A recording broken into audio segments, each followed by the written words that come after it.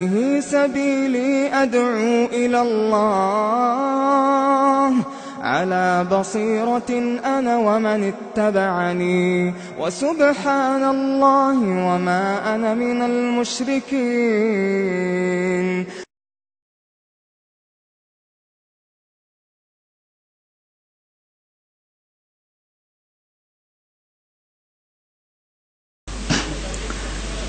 আমি নিজে থেকে কয়েকটা কথা বলি। রক্ত দিলে সিয়াম নষ্ট হয় না, রক্ত নিলে সিয়াম নষ্ট হয়। ইনহেলাল ব্যবহার করলে শ্বাসকষ্টে সিয়াম নষ্ট হয় না। দিনে স্বপ্নদোষ হলে সিয়াম নষ্ট হয় না। রাতে স্ত্রী মিলনের পরে ঘুমিয়ে গেছে, সকাল ৮টা-৯টা হয়ে গেছে, ঘুম ভেঙে দেখছে ফজরের টাইম পার হয়ে গেছে, সিয়াম থাকবে, সিয়াম নষ্ট হবে না।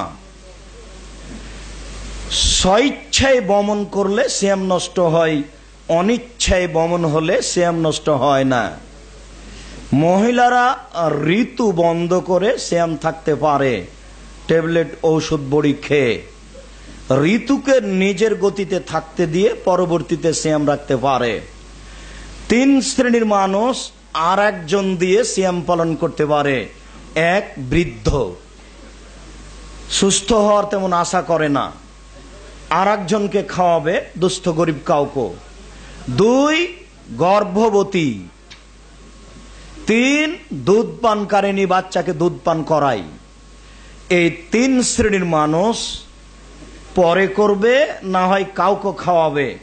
খাওয়ানোর যদি লোক না পাই তাহলে প্রত্যেক দিন সকালে ১ কেজি ২৫০ সোয়া কেজি করে চাউল ফকিরকে দিয়ে দেবে।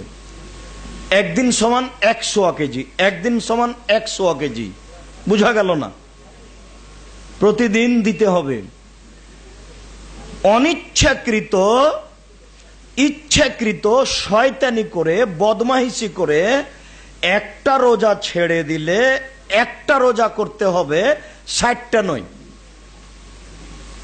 শয়তানি করে ইচ্ছাকৃতভাবে একটা সিয়াম ছেড়ে দিলে একটাই করতে হবে।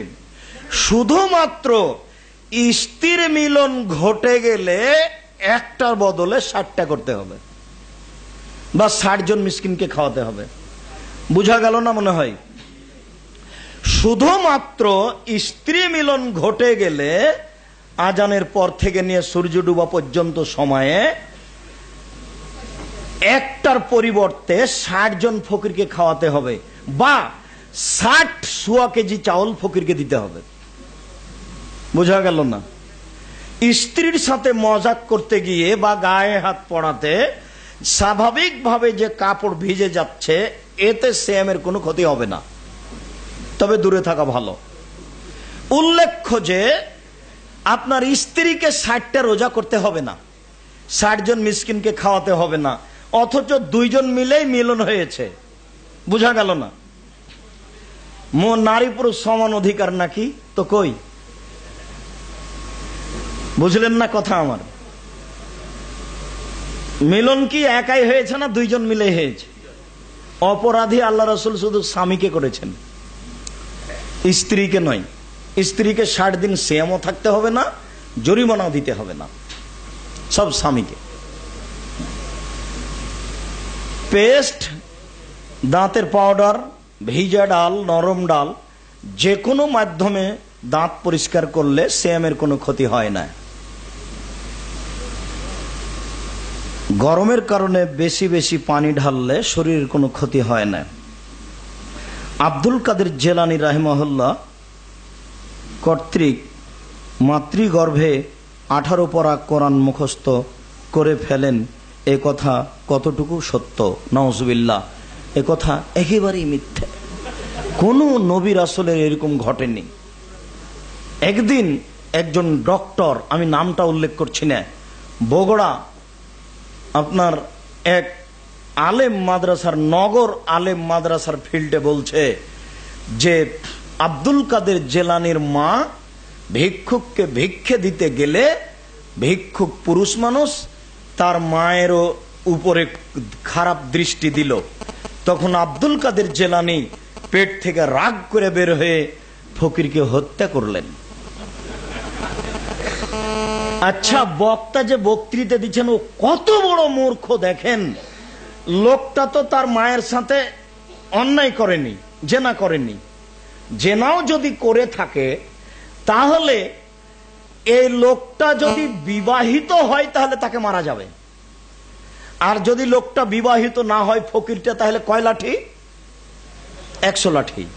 তো আব্দুল কাদের জেলানী পেট থেকে বের হয়ে যে তাকে মেরে দিল, তাহলে তো আব্দুল কাদের জেলানী দুনিয়াতে আসারই সুযোগ পাচ্ছে না, এখন একে মারতে হবে, আব্দুল কাদেরকে মারতে হবে। তার মানে ও জন্মের আগেই মানুষ হত্যার পাপ করেছে। বুঝাতে পারিনি কত বড় মিথ্যে কথা। আর আচ্ছা, ও যে মায়ের পেট থেকে বের হয়ে গেল, তা এখন প্রবেশ করবে কিভাবে গো? আচ্ছা, এইটা বোকা বক্তা একটুকু বুঝে না। ও যে 40 কদম হাঁটছে ঢেল কুলুক নিয়ে, ঢেল নিয়ে পায়ের উপরে পা উঠাচ্ছে, তো তার স্ত্রীকে একটু পর লাগবে না, ঢেল কুলুক ধরা লাগবে না? দেখেছেন ধর্মকে এরা কেমন পাগল পেয়েছে। পবিত্রতা একাই অর্জন করবে, বউকে করা লাগবে না। সব মিথ্যে, এগুলি নগদ মিথ্যে কথা। নাউজুবিল্লাহ পড়তে হবে সবসময়। বর্তমান সমাজে পাথর দ্বারা তৈরি তাসবি দিয়ে তাসবি গণনা করা যাবে কি? জি না, এটা বিদআত। আঙ্গুল ছাড়া তাসবি দানা দিয়ে, পাথর দিয়ে, মেশিন দিয়ে তাসবি গণনা করা যাবে না, তা বিদআত। নিয়ে আসো। রাসূল সাল্লাল্লাহু আলাইহি সাল্লাম আঙ্গুলে তাসবি গণনা করেছেন, ডান হাতের তাসবি গণনা করেছেন, আর বলেছেন আঙ্গুল বিচারের মাঠে কথা বলবে। আসসালামু আলাইকুম ওয়া রাহমাতুল্লাহ। আমার প্রশ্ন হচ্ছে, সতর্কতামূলক 2 মিনিট পরে ইফতার করলে সিয়ামের কি কোনো ক্ষতি হবে? শুকরিয়া, জাযাকুমুল্লাহ খায়ের। অতীব জরুরি জিজ্ঞাসা। 2 মিনিট দেরি করছি সতর্কতামূলক, আমার কি সিয়ামের কোনো ক্ষতি হবে? জি হবে। 3টা হাদিসের বিরোধিতা করা হবে। 1, রাসূল সাল্লাল্লাহু আলাইহি ওয়াসাল্লাম বলেছেন, আমার উম্মত অতদিন কল্যাণে থাকবে যতদিন তাড়াতাড়ি ইফতার করবে। 2, আল্লাহ তাআলা বলেন, আমার সবচেয়ে প্রিয় বান্দা ওই যে তাড়াতাড়ি ইফতার করে। 3, তোমরা তাড়াতাড়ি ইফতার করো, দেরি করে ইফতার করা ইহুদি খ্রিস্টানের লক্ষণ। 2 মিনিট 1 মিনিট সতর্কতামূলক দেরি করা ইহুদিদের লক্ষণ। শুনে রাখুন, মনে রাখবেন, বাংলাদেশের মাটিতে ইফতারির যত লিফলেট, বিজ্ঞাপন, ইশতেহার, পেপার, পত্রিকা বের হয়েছে, ওর সবচেয়ে যেটা তাড়াতাড়ি করা হয়েছে তার 1 মিনিট আগে করবেন আপনি। এটা হলো সতর্কতা। তাড়াতাড়িতে সতর্কতা, দেরিতে নয়। আমি বুঝাতে পারলাম না। তাড়াতাড়িতে সতর্কতা, দেরিতে নয়। দেরি করলে রাসূলকে অপমান করা হবে।